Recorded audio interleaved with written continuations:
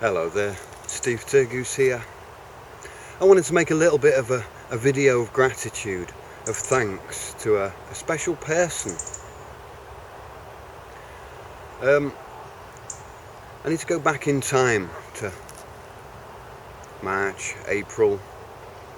I began to look at myself differently and think, okay, what are my skills? I'm always looking at this life of trying to achieve something, trying to solve the problems of society. But what do I love to do in my work? I was getting tired of putting so much energy into a fight that I was losing the purpose. It wasn't a fight of a love that I could live, but a love that I'd lost, a love that was just a memory. And I began to think, okay, I'm going to get to work. I love my work. I don't need another person to fulfill my love of life. I love everybody, and I love my work. And so if I can lose myself in my work, then I can find happiness and satisfaction in life, and everything else will come to me. I thought at least this is a good compromise to just to work. And so on that, I began to look around me for different types of different people that were interested in the types of work that I enjoy: art, music, writing, making videos, talking to people, society, dance, fashion. And as much as I feel that sometimes these are moving away from the fight to make a better society, the message can be carried much easier to the wider audience in the art, in the music. And so I started looking out for other people to work with. And I saw people and thought, I'd like to spend my time with this person or this person. And one day in June, I saw a woman who makes videos, or made a series of videos years ago, and I remember from then. I thought, okay, I'll just reach out, send her a message and say, I'd like to maybe work with you sometime. Maybe we could get to meet sometime. It'd be nice to just spend some time together and talk. And I got a reply in a message, a short, friendly reply, and that doesn't often happen when I reach out to people on YouTube or on other social networks. It's often that people don't have time or don't get the message. And I was amazed. And I sent another message saying thanks for the reply, and I didn't think any more. But then as I began to think that evening, I thought maybe this woman who I see a partnership in with of work could be somebody I'd like to be in a deeper relationship with. Now for me, as soon as I begin to involve another person in my life, it's the most important thing that I think about them first, before me. I have always the control over my actions. I can build potentials, different potentials and things, but I have to think about the other person first. I have to take into consideration everything that they're taking into consideration. So I concentrated and meditated non-stop on this person, on this woman, and thought, what would it take for us to be together? What would it take for me to change myself to who I really am, to make myself compatible for a relationship? The question, if she is like me, but incarnated into this earthly plane as a woman, in a woman's body and not a man's body, how would that be for me? And this to contemplate alone, without the help or the questioning of the other. Just to come to terms with one's own self as if one is two people, a masculine and a feminine, a man and woman, and try and think for the other. It takes a lot of energy in a way. But for the first time I began to look at all the things like, if she's got children, would I be then, how would I be as a father? Have I got anything to give to a child? Have I got anything to teach her children? Or have I got anything to make her life easier? What am I worth? These are the questions that go through my mind. Am I compatible for a relationship? After all these years of thinking that's over, I will never ever be in a relationship again, let alone married or anything else. And the idea comes, if she has children, then it would make sense to make some kind of marriage vow, a commitment. I'm not the kind of person who wants to try something and give it a test, give it a go. I'm prepared to let go if I can see something is not right, but I don't like to plan failure. I like to go into something with full commitment, at least from my side, and no expectations. This is a very, very difficult offset position to start from, where you don't know the other and you have to make certain determinations and decisions and about the other person who's not there, based on yourself. So based on the fact that I've met this woman online, and I'm developing feelings now of this woman. She's intelligent. I feel like we could talk for hours about things. She's spirited and empowering, and she's courageous. She's mysterious, and she's strong and attractive. But for some reason, I myself had always looked for a different type of look in a woman, maybe, or missed the most important points for me of a relationship is the love between, the love in everything we do, in everything we work at, our relationships, our children, our friends, our lives. And to bring our two lives together, man and woman, it would be bringing two worlds together, and how of that, it's like chemistry. A great responsibility.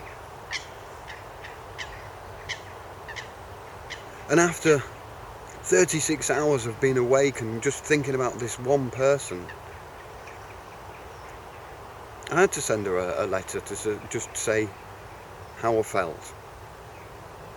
No question, no expectations, no presumption needed. And I decided I should work on myself. I should work on myself so I am worthy of this person, even if I don't really know who she is in real life, who I feel she is in my mind. I'd like to aspire to that, to make myself worthy of that. I want to make myself somebody that she can deserve, that she deserves. I'm not looking for a woman I deserve, because I can see a quality already.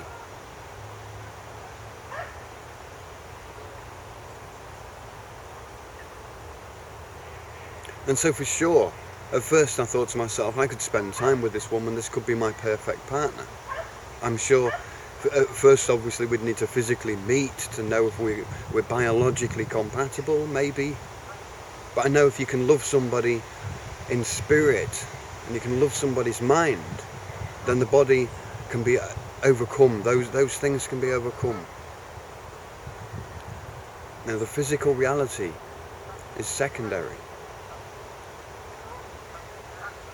And so in this process, I even wrote a song. I wrote two. I wrote a whole album of different thought processes of each. I would do this and try this to bring that relationship closer, to bring that love together for everybody as a big wedding.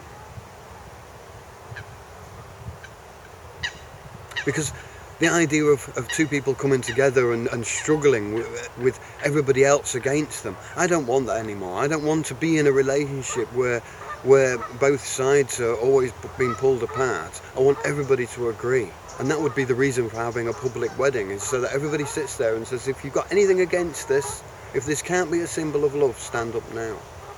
You know. Because for me, my own marriage between me and the woman that I love is a personal thing. It doesn't exist on paper. It exists in two hearts. It exists in our minds. It exists between us as a vow that we create over time, over mutual understanding of each other's needs and desires. That to me would be marriage vows made for heaven, made in our hearts and minds. For me, one very special thing is to learn to love my mind, to love her mind, to love our minds, to love the mind. We was born, we inherit the mind. And to love the mind is to understand the law of love, and to use great care when calculating with the mind. Love can sometimes make us blind and make us think that we've got superpowers and things. And in a way we have got a superpower. But it can lead us into great foolishness. So to love the mind is one of the most important things. But I really like to say thanks. Just after that 36 hours of self-realization, but to have another person there in the world, a real flesh and blood human being that I can see in person, at least over an internet, over video and audio, somebody I can feel the presence and essence of, and to be able to say, if we were together, how would I want to be? How would I want you to be? What sacrifices would I make? What sacrifices would you make? How much would I work on myself? And one of the problems I find myself in now is to work on oneself for the other when the other is not there. It's very difficult. For me to think of a woman and act like a man is very difficult.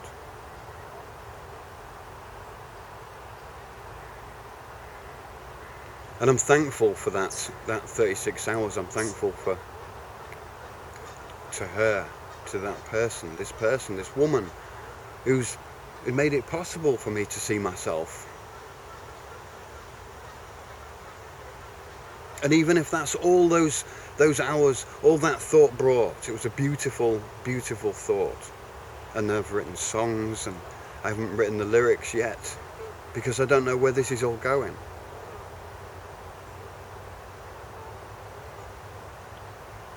I really don't know. It just feels I was attracted to this person by something divine, maybe. But whatever it is, it's just sort of a wonderful feeling to realise that you can love again, that you can let yourself into a relationship again, and you can accept somebody else's children and friends and family, and be accepted and allow yourself to be loved. And I know I need to work on myself. And that's the process we're in. But at the same time, I need help from those who maybe run away from me.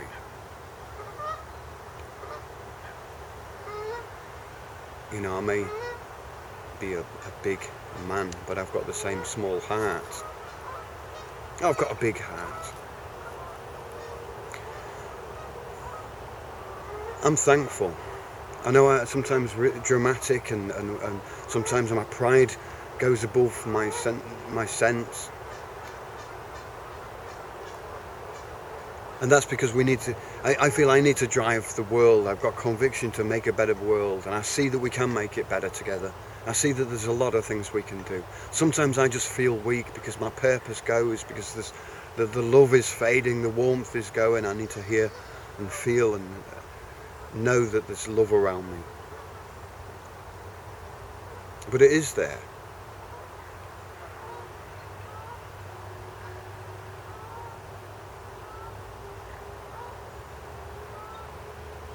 We can make it work. If we love our work and get to work. Thank you very much. Thanks ever so much for watching, and yeah, I hope these words may have any use. See you soon. Cheerio.